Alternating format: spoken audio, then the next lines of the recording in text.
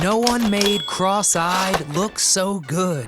America's Clown Prince. Today we're taking a deep dive into the best highs and toughest lows for a man who made millions laugh for decades. From the airwaves to the canvas, we're gonna touch on all the magic that came from Red Skelton. We're gonna have fun tonight. I'm your host, Nostalgic Nick, and get in the comments and suggest other icons of entertainment for us to delve into next. And if you enjoy this week's episode, please make sure to give it a thumbs up for us and subscribe to our channel so you never miss a beat. But we need to get on with it. I'm seeing red. Richard Red Skelton was born on July 18, 1913 in Indiana, the youngest of 4 children, and the only lucky one with the fiery red hair. Nicknamed for that trait, young Red never got to meet his father, who died 2 months before he was born. This made life especially challenging for the family. Without their circus performer father, times were tough. With the war and looming Great Depression, Red helped out his mother by finding part-time work as a newsboy, and she didn't oppose his lying about his age. Extra, read all about it. Entertainer Ed Wynn spots 10-year-old Red selling newspapers in front of the Pantheon Theater, and after buying every newspaper he had, Wynn took the boy backstage and introduced him to every member of the show with which he was traveling, and the acting bug had fully bitten the young boy. As a teenager, Red hit the road full-time as an entertainer. Red's mother said of his youthful departure from the nest, quote, "His destiny just caught up with him at an early age." Red sent money back home to help his family, and while traveling with the medicine show, Red Skelton discovered that he had a knack for making people laugh. Star there, Half Moon, Big Dipper. Heck, it was in his blood. Dad was a circus clown for the Hagenbeck Wallace Circus, and Red himself even performed with the same circus in 1929. Now we need to talk about his career on a showboat. Don't get too excited, it's not the Love Boat. Skelton was aboard the Cotton Blossom, which went up and down the Ohio and Missouri rivers. He loved the job, but foresaw the industry coming to an end, and lucky for us, he took his talents elsewhere. Red had a reputation for hosting dance marathons in the 1930s. And while working one of those in Kansas City, Red met his first wife, Edna Stillwell. Now Edna had a knack for telling it like it is with Red, confidently telling him that his jokes were not funny and that she could do better. Old Red believed her, and she became his manager and chief writer. Red Skelton just a month shy of his 18th birthday, and Edna only 16 when the two were married. And she was a force to be reckoned with, negotiating bonuses and salary raises on her husband's behalf. And although the couple divorced 13 years later, they remained friendly, and Edna continued writing for Red even after their marriage ended. All right, let's do everything we did on our wedding day, huh? Uh-huh. Only this time, could I go into the other room and cry? Red really did it all, from the circus to vaudeville and burlesque. But his big break was when his radio career began around 1937, with an appearance on the Rudy Valley Show. Simultaneously, he began appearing in films, like Having a Wonderful Time in 1938. Where he played Itchy, the camp counselor. He appeared in more than 30 MGM films during the 1940s and 50s. Hiya. Oh, hello, Mr. Skelton. Oh, you remember me, huh?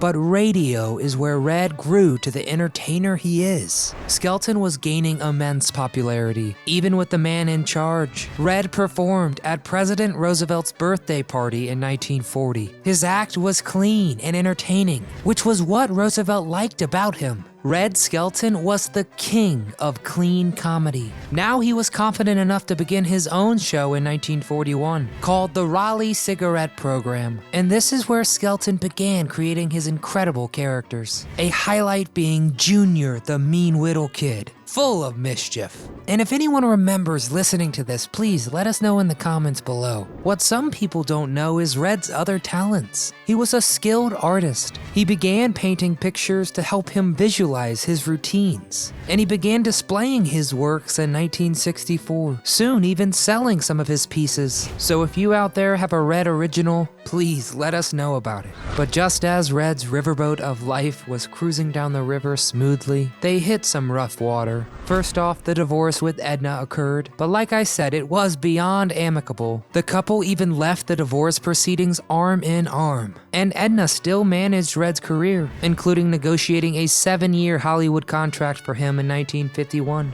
You know, it just doesn't figure. With all your years in show business, you still can't judge character. The same year, the Red Skelton Hour premiered on NBC, but we'll get to that after a little character building. Because Red was no longer married, he got drafted into the military in 1944. His managers tried to get him a deferment, but they were unsuccessful, and he was inducted as a private on June 7, 1944, assigned to the Special Services, and he performed many shows for the troops. But during this time, he began suffering from exhaustion and was eventually hospitalized. Skelton was released from his duties in September of 1945 and returned home to his new wife, whom he had met on furlough. He and Georgina Davis were married in March 1945, and the couple had 2 children, Valentina in 1947 and Richard in 48. Skelton was back at it and about to embark on the most successful venture of his career. He proposed taking the radio characters that so many people knew and loved and adapting them to the small screen. NBC helped create the widely popular Red Skelton Hour in 1951. Oh, they're going about 90 miles an hour, and this one guy takes a cigarette, opens the door, and throws it out, slams the door, and the guy driving says, "Who got in?"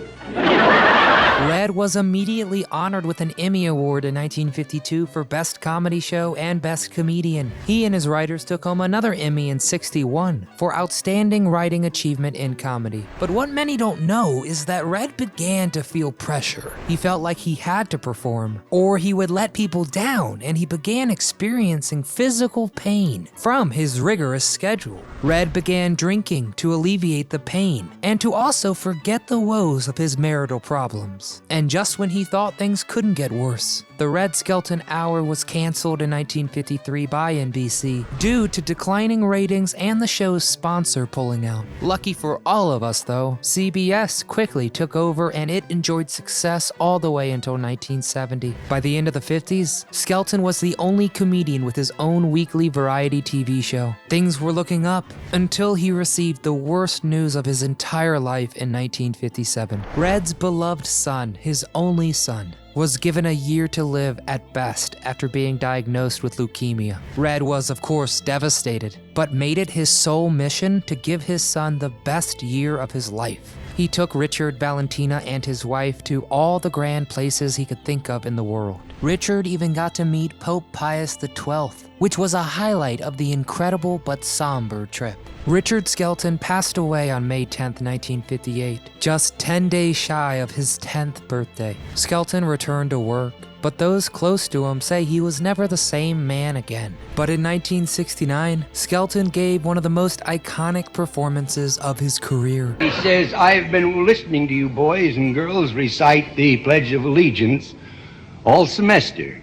His monologue about the Pledge of Allegiance is one of the most highly requested speeches, so successful that Columbia Records released it as a single. And once again, Skelton was performing for the president, doing his Pledge of Allegiance for President Nixon at the White House. But right after this success, CBS chose to cancel his show in 1970 to make room for new shows appealing to younger audiences. Skelton was shocked. He even took a dig at CBS 15 years later in his award speech when he said after a standing ovation, I want to thank you for sitting back down. I thought you were pulling a CBS and walking out on me again. Speaking of walking out, Red and Georgina divorced in 1971, but Red found happiness again when he married Lothian Toland in 1973, whom he remained with for the rest of his life. Then on the 18th anniversary of his beloved son Richard's death in 1976, his former wife Georgina committed suicide. She was just 54 years old, and Red mourned his former wife's death for many months. Again, Red Skelton returned to his work. He continued performing live until 1993, until he was 80 years old.